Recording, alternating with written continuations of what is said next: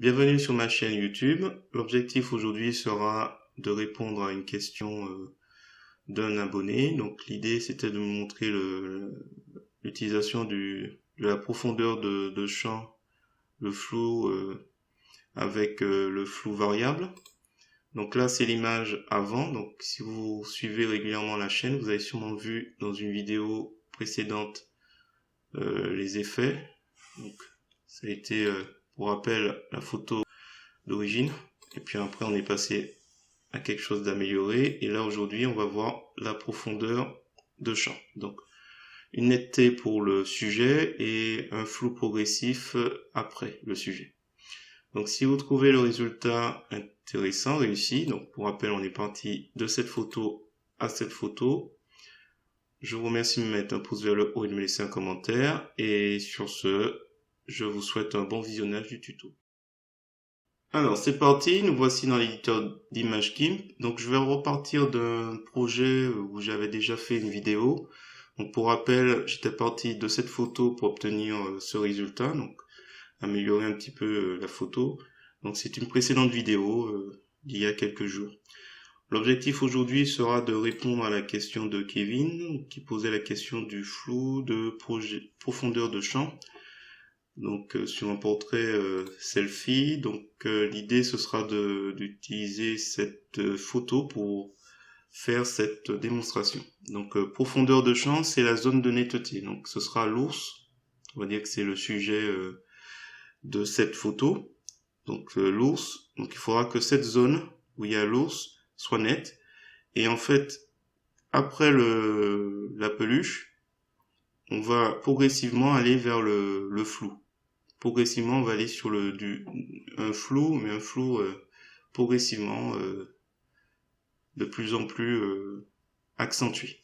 Donc là, on va créer un nouveau calque. On va l'appeler, je sais pas, masque. On va le remplir de transparence. On va s'assurer que le mode est sur normal et pas éclaircir. On valide. Alors, ce que je vais faire, c'est que je vais délimiter les zones.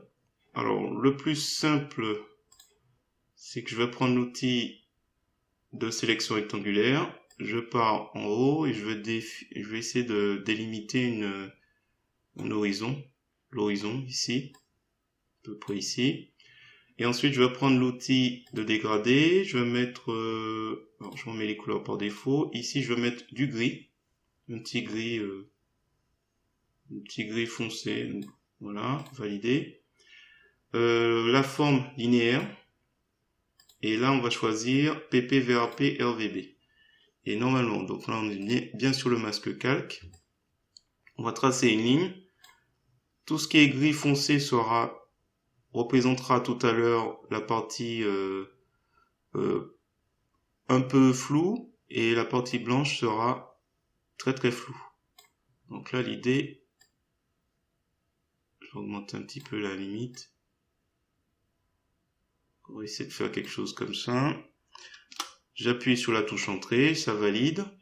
Ensuite je vais m'occuper de toute la partie de l'ours. Alors je vais prendre l'outil de sélection à main levée et je vais suivre une ligne au niveau de l'ours. On va remonter. L'idée, bon là je le fais un peu, c'est pas terrible. Je le fais un peu à main levée, mais bon, vous pouvez, s'il faut, être un peu plus méticuleux dans le détourage. Moi, c'est juste histoire de montrer rapidement le résultat. Oups. Je prends le point, je le replace. J'essaie d'aller assez vite. De toute façon, on va régler ça avec le rayon. On accentuera le rayon d'action pour plus ou moins être... parce que là, je déborde un peu sur l'ours. Quand on fait ça, c'est un peu compliqué à rattraper. Donc là, l'essentiel, c'est de le retirer. Je me suis éloigné. C'est de savoir où je suis censé m'arrêter, ici. Donc je descends et normalement, à ce niveau, c'est plus la peine. Donc là, je vais à nouveau continuer. Donc on va essayer d'imaginer, on est un peu sur les rochers. Et on essaie d'être, parce que le rocher n'est pas plat, donc c'est pour ça que j'essaie de suivre un peu une ligne. Et là, je repars au niveau de l'autre. Normalement, à 1 ou 2 pixels près, ça devrait être totalement du blanc. Donc, il n'y a pas de souci. Je referme. J'appuie sur Entrée pour valider ma sélection. Donc, contrôle molette de la souris si vous voulez zoomer, dézoomer. Voilà. Et là, on fait la même chose. Donc là, on n'a rien à toucher. On reprend l'outil de dégradé. On trace une ligne. Donc, on part en haut et on essaie de rejoindre ici. J'appuie sur Entrée. C'est bon. Ensuite, on va faire en bas. C'est pas... Oups, annuler. Donc, je reprends l'outil de sélection rectangulaire. Et là, normalement, c'est pas nécessaire, mais c'est juste histoire de s'amuser. On va faire une petite zone ici. On va faire une petite zone. Alors, par contre, là, il faudra que je mette gris foncé vers la couleur noire.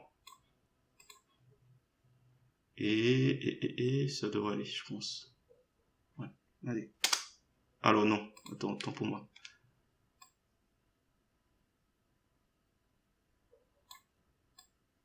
On va essayer d'être vraiment très progressif dans les faits.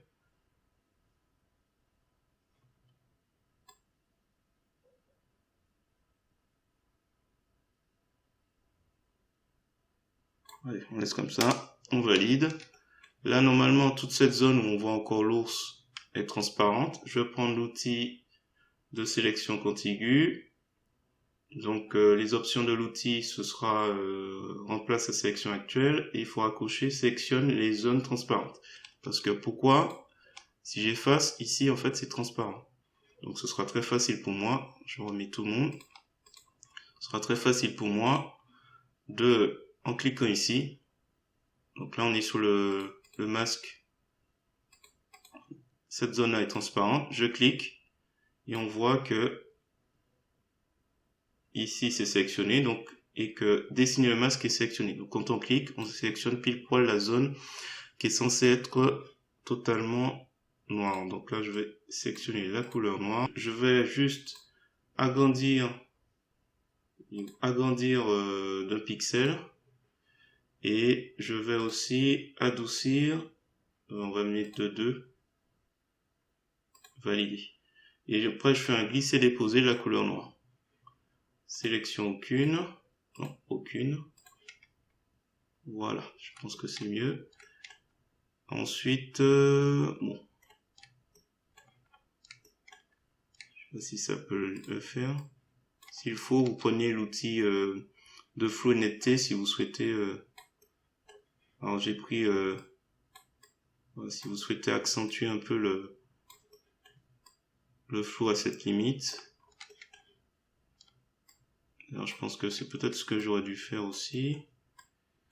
Je l'accentue juste ici, cette zone. En bas aussi. Voilà, c'est tout. Donc il faut être sur flouté, hein, type de convolution avec la goutte d'eau là, l'outil de flou et de netteté sur flou. Après, à vous de voir. Je suis pas sûr que ça vaille le coup là. Je remonte un petit peu. On va faire un essai, on va voir, mais je fais juste derrière pour comparer.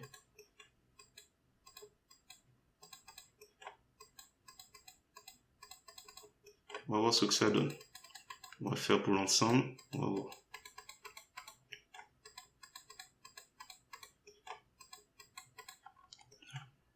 Alors, une fois que c'est fait, notre masque est rempli. On peut le masquer. Donc, on va faire une copie de modifier. Et on va mettre modifier flou variable. Et on va laisser celui d'en dessous. Comme ça, on pourra voir avant-après. Donc, on est dessus. On va dans filtre, flou variable. Donc là, il nous fait ça. On va lui sélectionner en entrée aux masque.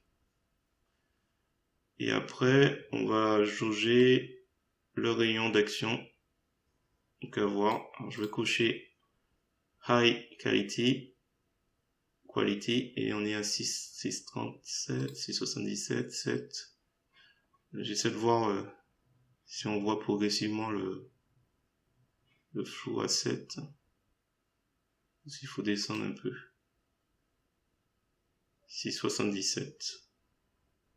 On va laisser comme ça, je pense. Donc si je retire l'aperçu, avant, après. Je vais faire valider. Et du coup, donc avant, après. Donc on voit bien au début, même si c'est pas trop prévu, il y a un petit flou tout au début ici.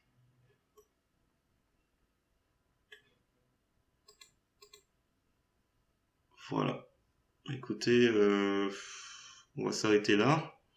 Le masque, je vais le mettre tout en bas en dessous d'original. Glisser déposer en dessous d'original. Donc voilà, si vous avez apprécié cette vidéo, je vous remercie de me mettre un pouce vers le haut et de me laisser un commentaire. N'oubliez pas qu'il est possible d'améliorer un peu le résultat, c'est selon votre... Donc moi j'aurais pu effectivement isoler peut-être chaque élément, le ciel, l'île, c'est-à-dire qu'en gros vous faites des niveaux de gris, des dégradés de gris, ça aurait été peut-être un peu plus intéressant. Isoler la mer, ainsi de suite, bon, c'est à vous de voir. Sinon, bon voilà, ça donne ce petit masque là. Donc en gros la netteté c'est sur l'ourson, enfin la peluche, et le reste est flou. Donc c'est la zone, pour rappel, la zone la zone de netteté, la profondeur de champ, c'est l'ourson. L'ourson sur l'ourson rocher. Donc si vous avez trouvé intéressant cette vidéo, je vous remercie de me mettre un pouce vers le haut et de me laisser un commentaire. Et n'hésitez pas à vous abonner à ma chaîne pour voir d'autres contenus de ce genre. Et sur ce, je vous dis à bientôt sur GIMP.